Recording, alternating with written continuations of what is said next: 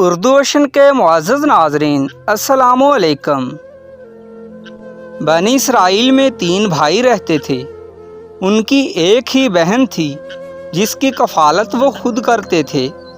ایک بار ان تینوں کو تجارت کے سلسلہ میں لمبے عرصے کے لیے دوسرے ملک جانا پڑا تو وہ اپنی بہن کے بارے میں پریشان ہو گئے کہ اس کو کس کے ذمہ چھوڑ کر جائیں۔ آخر کار ان کو معلوم ہوا کہ تھوڑا ہی دور ایک عابد شخص رہتا ہے جو اپنی پرہیزگاری میں مشہور ہے۔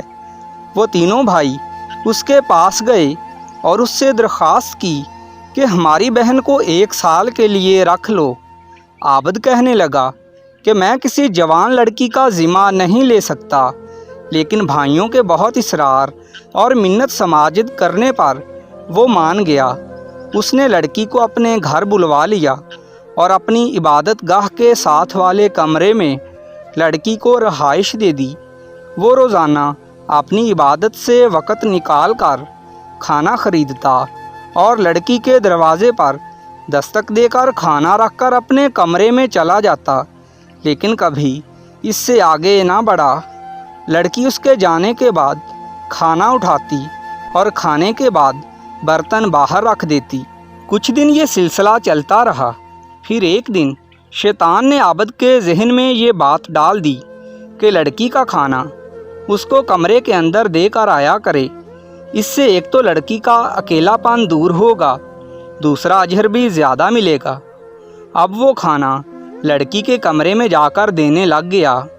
کچھ دن مزید گزرے تو شیطان پھر آ گیا اور عابد کے ذہن میں یہ بات ڈالی کہ لڑکی سے تھوڑی گپ شپ بھی کیا کرو، کہیں وہ تنہائی میں بیمار ہی نہ پڑ جائے۔ اب ہر روز کھانا دینے کے بعد وہ کچھ دیر لڑکی کے پاس بیٹھ کر باتیں کرتا رہتا، یہاں تک کہ شیطان نے دونوں کو بہلا دیا اور اس نے لڑکی کے گالوں اور زانوں پر ہاتھ لگانا شروع کر دیا اور دونوں کے بیچ جسمانی تعلق قائم ہو گیا، اور آخر ایک دن لڑکی کے ہاں بچہ پیدا ہو گیا۔ اب وہ شخص بہت گھبرایا کہ لڑکی کے بھائیوں کو کیا جواب دے گا۔ شیطان نے اس کو ورغلایا کہ بچے کو قتل کر دے تو ثبوت بھی مٹ جائے گا۔ چنانچہ اس نے بچے کا قتل کر ڈالا۔ تو شیطان نے پھر اس کو بہکایا کہ لڑکی تو ابھی زندہ ہے، وہ اپنے بھائیوں کو لازمی بتا دے گی۔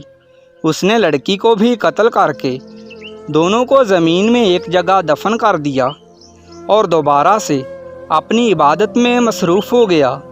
آخر کار ایک دن لڑکی کے تینوں بھائی پردیس سے واپس آ گئے۔ انہوں نے عابد سے اپنی بہن کے بارے میں پوچھا تو اس نے بتایا کہ اس کا انتقال ہو گیا ہے۔ پھر وہ اس کے بھائیوں کو اس کی قبر پر لے گیا۔ لڑکی کے بھائیوں نے قبر پر فاتح پڑھی اور اپنے گھر روانہ ہو گئے۔ رات کو جب وہ سوئے تو شیطان ایک نیک بزرگ کی شکل میں ان تینوں کے خواب میں آیا اور ان کو بتایا کہ کیسے اس عابد نے ان کی بہن سے بچہ پیدا کر کے دونوں کو قتل کیا تھا۔ صبح اٹھ کر تینوں بھائیوں نے ایک دوسرے کو اپنا خواب سنایا اور پھر وہ عابد کے خلاف شکایت لے کر بادشاہ کے پاس چلے گئے۔ بادشاہ نے عابد کو گرفتار کر کے دربار میں حاضر کیا اور جرم ثابت ہونے پر اس کو پھانسی کی سزا سنا دی۔